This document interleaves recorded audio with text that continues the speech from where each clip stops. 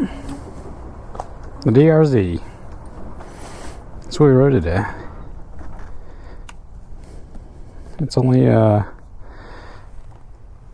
been a long day. Like ridiculously long.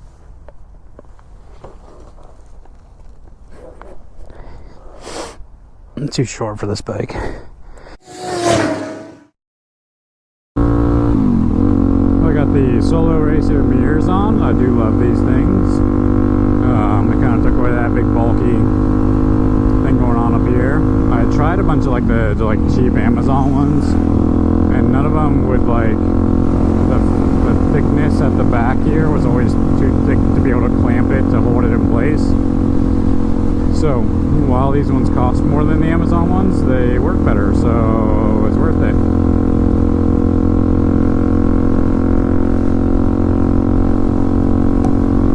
I was thinking about the the debate from a previous video of which bike, which factory Supermoto from like the big four is better, the KLX 300 Supermoto or the DRZ, like which is the better bike.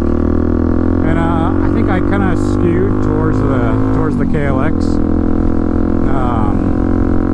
just because of the fuel injection and the ease of the EJK and not having to really do well with carb tuning, and the lightweight is a little bit shorter and stuff like that. But then over the winter, the bikes sit, you get on it for the first time in the springtime, and the DRZ just constantly reminds me why I like it more. There's the torque of the DRZ, and like the DRZ really I haven't really maxed out like its potential. They still make like big bore kits for it. I have an FC39 carb, FCR, whatever it is, the flat side 39 carb for it. I've got one sitting at home to put on it. I can get a big bore if I wanted to go big bore. There's just so much that you can do. I don't know if anybody makes a big bore kit for the KLX 300 yet. I know somebody, when I was looking into it earlier, they were talking about the water jackets in the engine. There's no way to make a bigger piston in there because of the coolant flow and stuff like that. So I mean, it's really kind of tapped its potential, other than changing gearing for speed.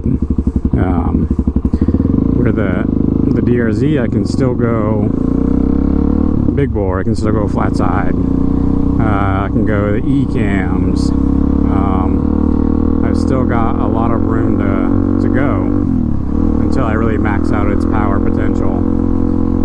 So I think I gotta skew my love for the DRZ. What I don't love is being stuck behind Hyundais.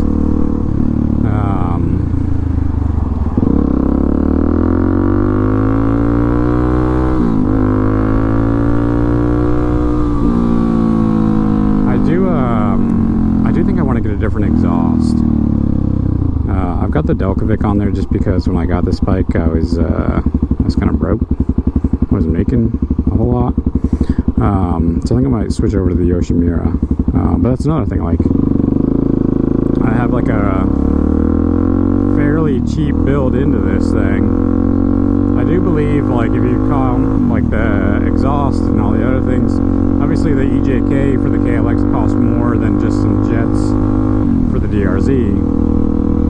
I do think the flat side definitely put me over what I have into the KLX versus the DRZ.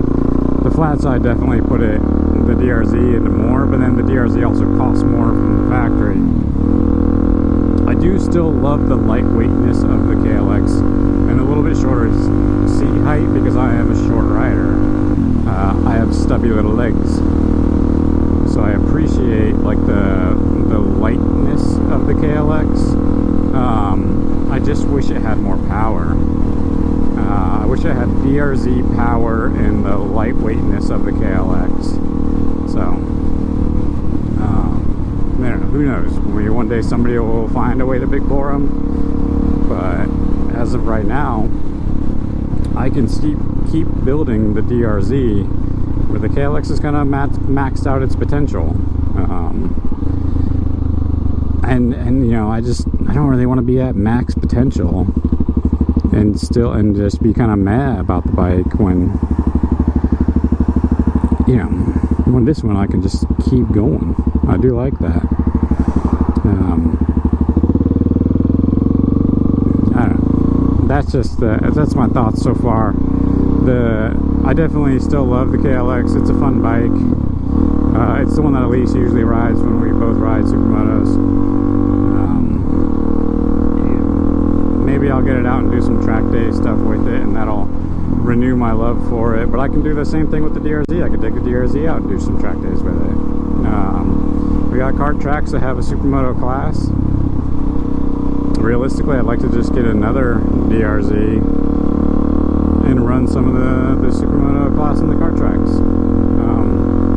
Not to be competitive, because those guys are running FS 450s and stuff, but just to at least have fun with it. Get you know, like a SoCal Supermoto setup going, and just run it. Yeah, because I think even the KLX, like, even though we got it like at employee rates and stuff like that, they're just the value of them. I'm looking at like trade-ins and people selling them in some of the groups and stuff, and I mean, it's just not ideal. Yeah, to go trying to trade in the KLX.